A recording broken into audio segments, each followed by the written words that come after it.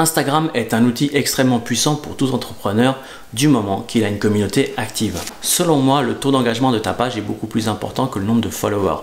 Et dans cette vidéo, je vais t'expliquer comment créer et trouver des contenus qui créent de l'engagement.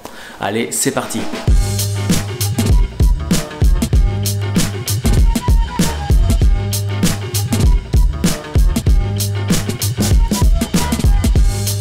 Hello, c'est Nico, j'espère que tu vas bien, moi c'est la grande forme.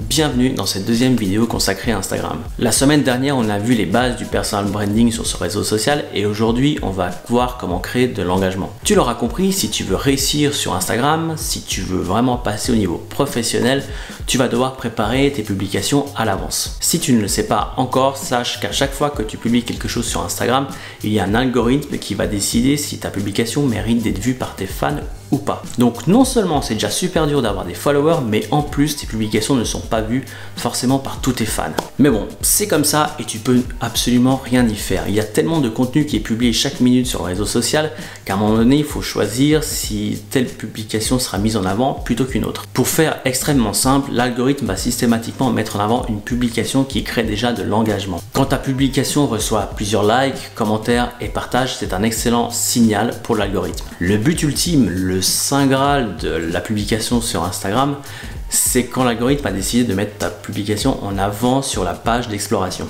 C'est la page qui s'affiche quand tu cliques sur l'icône de recherche. Tu sais, la petite loupiote là. C'est le moyen le plus efficace pour faire connaître ta page, pour exploser ton nombre de followers, etc. Mais pas le seul. Bon, fini la théorie, place aux 6 astuces pour créer de l'engagement sur Instagram.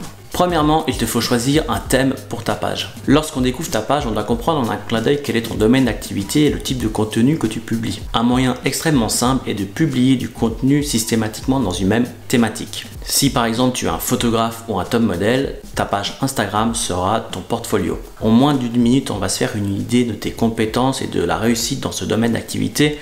Donc vraiment, évite de publier les photos de jour le jour, mais uniquement des photos très bien choisies. Publie uniquement celles qui représentent le mieux toi ou ton activité. Deuxièmement, il te faut du contenu de qualité. Ça paraît logique, mais c'est la première chose que vont voir les personnes qui arrivent sur ta page ou qui sont déjà abonnées. Une image captivante va tout logiquement capturer l'attention de cette personne. Dis-toi bien qu'il n'y a vraiment que les stars qui peuvent se permettre de se prendre un selfie au réveil et d'avoir des millions de likes.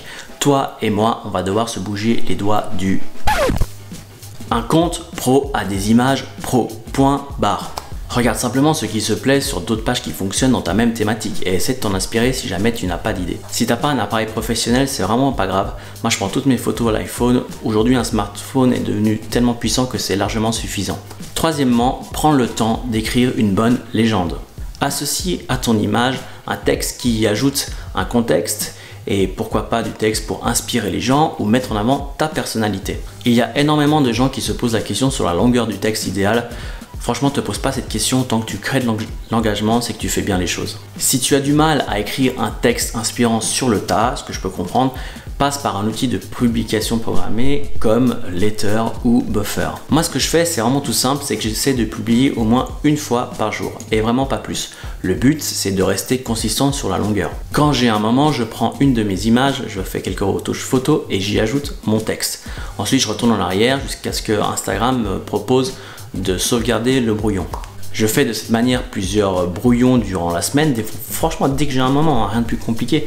Et après tous les jours, je vais aller en piocher une qui est déjà prête à l'emploi. Quatrièmement, tu vas ajouter un appel à l'action. Tu ne dois pas forcément le faire pour chaque publication, mais inviter une personne à répondre à ta question ou à taguer un ami ou à utiliser tel hashtag est un excellent moyen pour créer de l'engagement. Je te conseille de mettre ton appel à l'action assez tôt dans le texte, car si tu l'as bien remarqué dans la page d'exploration, là où tu scrolles toutes les publications, le texte est souvent tronqué. Ce que j'aime bien faire et ce que je te conseille de faire, c'est mettre quelques emojis auprès de ton appel à l'action.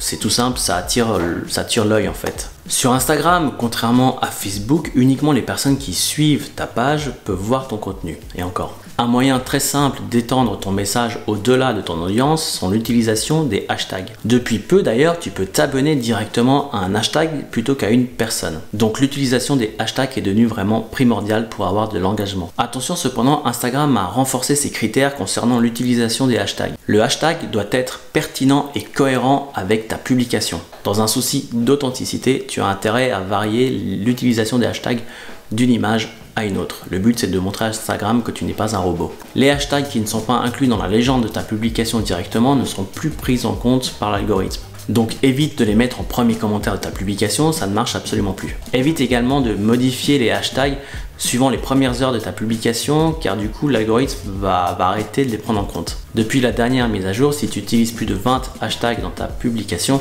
Instagram va penser que tu essaies de spammer un peu tout le monde et toujours dans un souci d'authenticité, de cohérence, va un peu te pénaliser. Je te conseille de choisir maximum 10 hashtags bien spécifiques à ta photo plutôt qu'une vingtaine beaucoup trop généraliste. Si tu ne sais pas quel hashtag utiliser, moi je te conseille de faire un peu comme moi. Je vais prendre d'autres comptes de pages qui me plaisent bien, toujours dans mon domaine d'activité, je vais vérifier les hashtags qu'ils ont. Et ensuite, je vais me faire une liste de hashtags qui pourraient m'intéresser. L'un des critères qui fait que je retiens un hashtag ou pas, c'est simplement de voir le nombre de publications qu'il y a eu dessus. Si c'est au-dessous du million, ça ne m'intéresse pas. Je sais que mon audience est beaucoup trop petite aujourd'hui pour pouvoir atteindre le nombre de likes suffisant et apparaître sur la liste de flux de ces hashtags. Au contraire, moi ce que je fais, c'est que je retiens des hashtags qui n'ont pas plus de 100 000, 200 000 publications. C'est extrêmement peu pour Instagram, mais au moins ça me permet de mettre en avant mes images sur ces flux d'hashtags et c'est un très bon moyen pour me faire connaître. Ma 6e et dernière astuce est de taguer des comptes qui ont un rapport avec ta publication. Le but est de montrer à ces comptes que tu existes et que tu crées du contenu qui peut avoir un rapport avec leur activité. Tu n'imagines pas le nombre de comptes professionnels qui ont besoin du contenu d'amateurs pour créer de l'engagement auprès de leur propre audience. Je te donne un exemple très concret, Apple qui te propose d'utiliser le hashtag Shot on iPhone pour montrer aux autres quelles sont les photos que tu peux faire avec leur appareil. C'est du marketing. Apple se fait énormément de pubs grâce à l'utilisation de ce hashtag et toi, si un jour tu es sélectionné pour être mis en avant par eux, tu auras une retombée extrêmement positive sur ta page. De la même manière que certaines marques mettent un hashtag précis en avant, tu peux directement taguer un compte. Ne le fais pas systématiquement par contre, attention, fais-le uniquement quand tu penses que la publication peut apporter quelque chose à cette marque. Si par exemple tu mets en avant certains produits cosmétiques, n'hésite pas à taguer la marque des produits en question. Peut-être qu'un jour cette marque va te contacter directement pour te proposer de t'envoyer des produits gratuitement ou encore des contrats beaucoup plus intéressants. C'est ce qu'on appelle du marketing d'influence. Tu sais, quand quelqu'un te dit ouais, moi je suis un influenceur, bah c'est ça, en 2018 c'est devenu un vrai métier. Voilà mes astuces. Encore une fois, c'est le résumé de plusieurs articles que j'ai lus récemment et l'analyse de plusieurs pages qui fonctionnent et qui ont un gros taux d'engagement. N'hésite pas à réagir en commentaire de cette vidéo si tu as d'autres questions, si tu aimerais que je creuse un sujet en particulier ou tout simplement si tu as envie de m'encourager à faire plus de vidéos de ce genre. Je te rappelle également que je vais faire prochainement une vidéo où moi j'analyse vos pages. Pour participer, c'est extrêmement simple, tu t'abonnes à ma chaîne, tu likes la vidéo et tu laisses en commentaire le nom d'utilisateur de ta page Instagram. C'est fini pour aujourd'hui. Si la vidéo t'a plu, comme d'hab, partage-la autour de toi et surtout abonne-toi à ma chaîne si ce n'est pas déjà fait. Je parle d'entrepreneuriat et en ce moment je parle plus précisément d'Instagram. J'ai prévu de faire tout un tas de vidéos sur ce sujet. Moi je te dis à la semaine prochaine, on verra ensemble les stories d'Instagram. À quoi ça sert, comment bien les utiliser, etc., etc. Allez, prends soin de toi, à la semaine prochaine et ciao!